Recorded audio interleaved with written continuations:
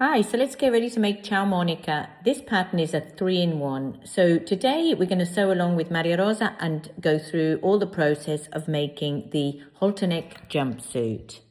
So we're going to start by fusing lightweight interfacing onto the wrong side of our armhole front and back facing pieces. So those are pattern pieces 6 and 7. Now we're going to overlock the side edges of the front bodice and the back bodice. Always overlock with the right side of the fabric facing up. This ensures the cleanest part of the stitch is visible if the garment is seen from the inside. We're going to place the two back bodice pieces right sides together, and we're going to sew up 2 centimeters of the center back seam.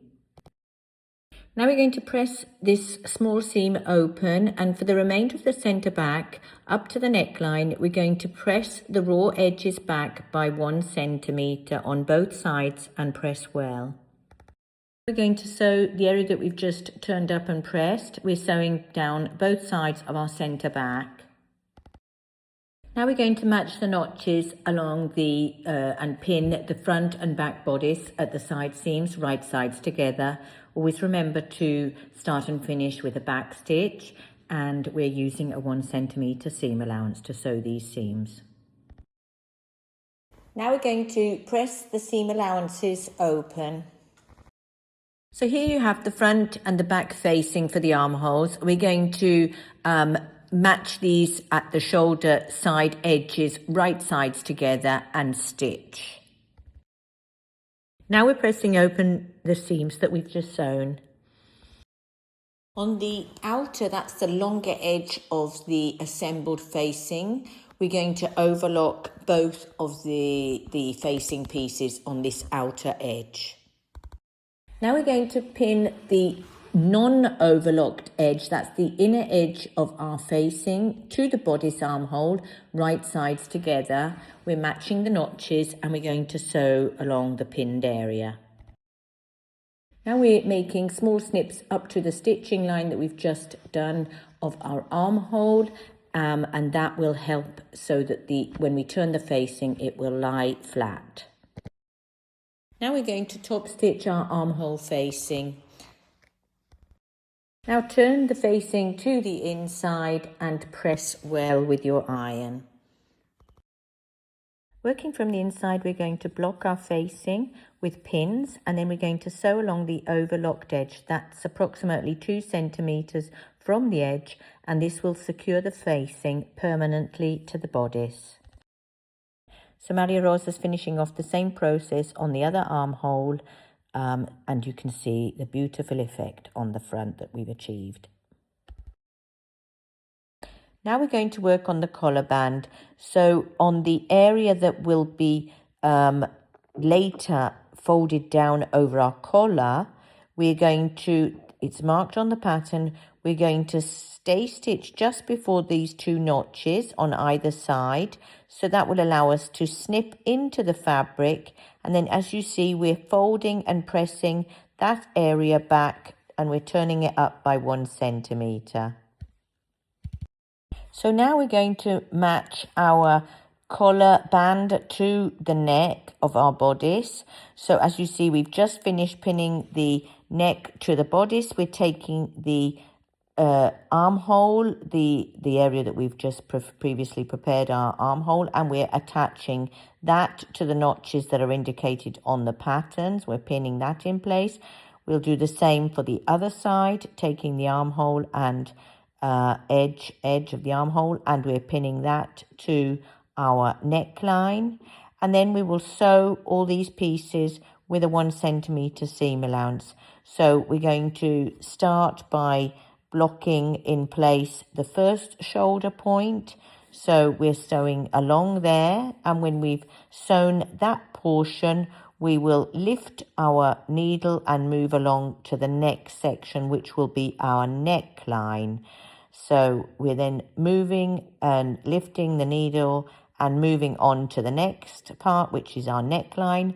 We're sewing along this area, and when we get to the end of our neckline here, where the notch is indicated that we stop sewing, we will then again move the needle to the next portion, which is the other shoulder, and we're going to attach that area.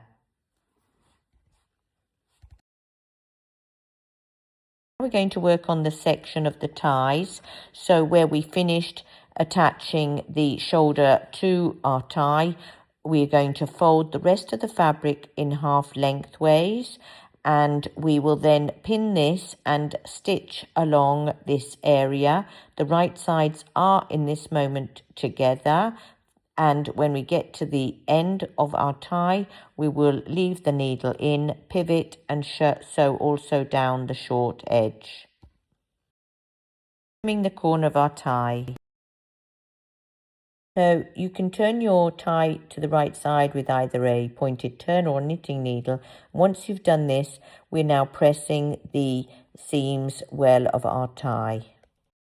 Now that we've pressed our ties, we're going to proceed to continue pressing the neckline, and we are pressing the area that we previously turned up by 1 centimetre. That's now covering the stitching line of our collar and shoulders, so we're pressing that well. So now we've finished with the top of the jumpsuit, we're going to start and work on the trousers.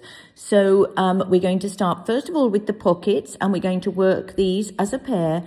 So with right sides together, the 2 pocket pieces need to be pinned, and then we're going to sew around the curves of the pocket bags, but we're leaving the straight side edges open, and that's where we will attach these to the side seams later. Now we're going to overlock the 2 pockets that we've prepared on the area that we've just stitched, so that was the curved area around the pocket. So now we're going to take the front trouser piece 2 and the prepared pockets, and we're matching the notches to the side seams, and we're pinning the lining piece. That's the part where you've got the drawing of the pocket opened marked onto it. Or you might have used interfacing and pressed that on of the template that's included in the pattern. And we're attaching this to the right side front of the trouser. We're then going to sew exactly around the pocket opening that we have drawn, and remember to reverse at the beginning and at the end. Carefully snip into the 2 corners of the pocket opening. This will release the fabric tension, allowing for the pocket to be turned to the right side with no wrinkles. We're going to roll the edge of the pockets and understitch through all layers within the seam allowance. This prevents the seams from rolling and showing on the right side of the garment. An optional could also be to top stitch along the opening, and this can be done on the front of the trousers. Now we're pressing well the pocket, the opening of the pocket that we've just stitched. We're going to pin the pocket bag flat against the trouser front along the waistline and the side seams. We're going to stay stitch within the seam allowance. So we're starting at the bottom of the pocket. We're attaching that to the trouser front. We're then jumping the part of the pocket opening, pivoting and going along the waistline to block our pocket. Now we're going to place the 2 trouser front pieces right sides together at the centre front seam. We're going to stitch this seam, and remember to always start and finish with a reverse stitch. We're going to do the same process for the back of the trouser. So we're bringing together the 2 back pieces, centre seam and at the crotch, and we are pinning right sides together. We're going to sew this area that we've pinned. You might want to reinforce this area by stitching twice the same line of stitching along the back crotch. Now we're going to overlock both the centre front and centre back seams that we've just sewn with our overlocking machine. So earlier we mentioned that you could double stitch the inside back centre seam. Instead, we've decided to finish the back seam with a top stitch. So we are using our presser foot as a guide, and we're top stitching this seam to reinforce it. Now we're going to work on the leg seams. So we're starting with the outside leg seam and we're joining the front and back together, right sides together. We're matching the notches and we're pinning this area. And then we're going to start to sew from the waistline, paying specific attention around the pocket area, and we'll finish at the bottom of the trouser. On heavier fabrics, you might prefer to overlock the edges of the trouser first so that will allow you to press the seams open. We have used a beautiful, lovely viscose acetate from Fabrics by Hilary, so you can get that on our website. And so we are sewing first our seam before we overlock the seams once we've stitched them. Now we're going to overlock our outside leg seams, both the seams that we've just previously sewn. We're going to also take this opportunity and overlock the bottom hemline, ready for when we have to press this and turn it up. Now we're going to press the seams that we've just sewn and overlocked, so the outside leg seams. While the trouser is still flat, this is a good opportunity to give this seam a good press. We're pressing the seams towards the back of the trouser. We're also going to press the hem up to the allowance that is indicated on the pattern and at the notches. Now we're going to join the trouser at the inside leg seam. So we're pinning right sides together, the whole area.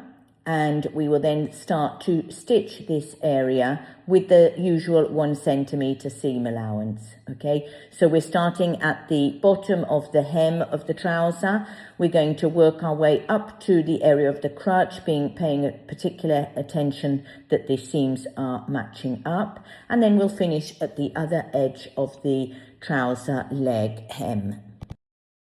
We have finished sewing our inside seam. We're overlocking this area.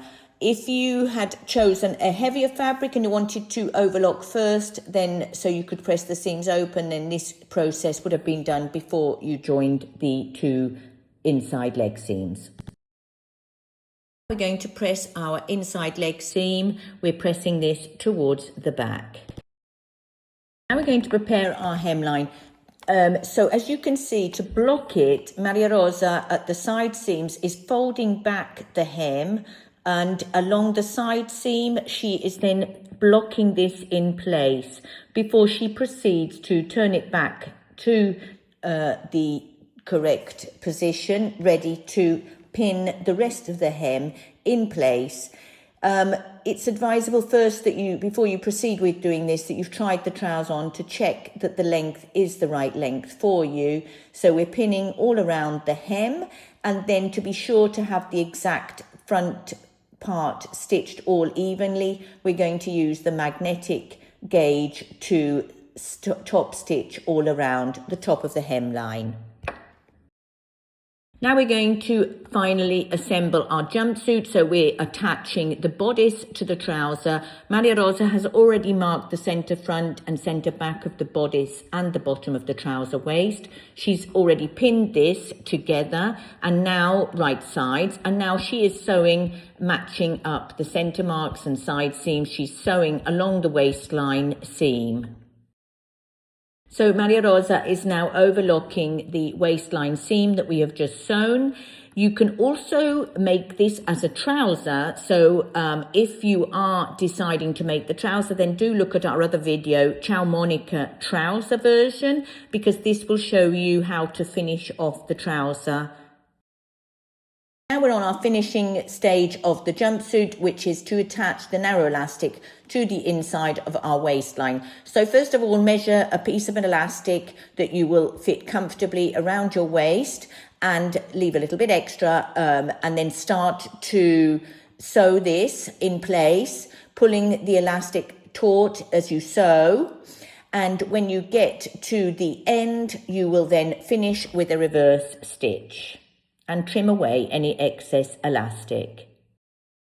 Congratulations. So if you've been sewing along with Maria Rosa, your Ciao Monica jumpsuit is now complete. Why not try out also making the Ciao Monica top or the Ciao Monica trouser? So those are also available on our YouTube channel. Happy sewing!